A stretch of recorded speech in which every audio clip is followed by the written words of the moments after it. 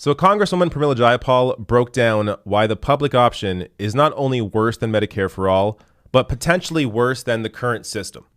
So I found this to be pretty interesting, and honestly, I think she makes a fantastic case here. If you have a public option, I am now convinced that that is actually going to be worse for us. Why? It is going to cost us more, and it is going to divide the country in such a way that the for-profit private insurance companies will game the system so they get the healthiest people on their plan, the sickest people go to the government plan, and because they're still in the marketplace, they're still driving up costs. Notice that the public option, Medicare buy-in, all of those things, none of those have any way to bring down costs. The question to every candidate out there should not be just to the Medicare for All folks, why does your plan cost what it does? It should be to everyone to say, how are you bringing down costs? And how are you universally covering Now, I have not heard this argument made as clearly as you just did.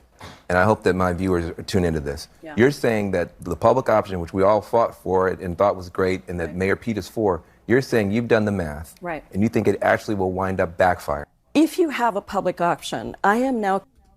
So I think Jayapal is completely on point here. A public option, as she says, will drain that system of resources as the private insurance companies offset the sick people onto the public system. So someone like Pete Buttigieg, who is fighting for, actually, let's even go to Warren. Warren, who is putting out this two-tiered plan where, or this I guess, two pieces of legislation plan where at the beginning she'll have a public option. And then she was saying during the debate how, oh, you're going to have 3 years to, feel it, taste it, whatever that means when it comes to healthcare. And then after 3 years, we're going to fight and we're going to pass Medicare for all. Here's the problem with that. I mean, there's many problems with that, but one problem, you allow private insurance industries a 3-year window to ramp up the fight against Medicare for all in the third year. But also the issue is that you are now giving these private insurance companies all this time to offset all of the sick people onto the public option, drain the public option of resources. You are giving them the opportunity to use the example to destroy Medicare for all and act like, well, see, it's a good thing we didn't go for Medicare for all because look how this public option, which they would call Medicare for all, failed. But that wouldn't be Medicare for all because you wouldn't have everybody paying into one plan. Medicare for all is a single payer system. Everybody pays into the one plan. Everybody's on the same plan. If you have a public option, you still have, oh, this doctor's in this, or with this insurance company, this doctor's over here. I can't go there, can't go there. So it wouldn't actually be Medicare for all. It wouldn't be a good example of what Medicare for all is. So like in Canada, I can go to any doctor, any walk-in clinic, see a doctor. That's a single payer system. You are paying into the system through your taxes, so it's free at the point of use. You can go anywhere. You walk in, show your health card, see a doctor that same day. It doesn't have to be your family doctor. It could be any doctor. That's a single payer system. That wouldn't be able to happen under a public option.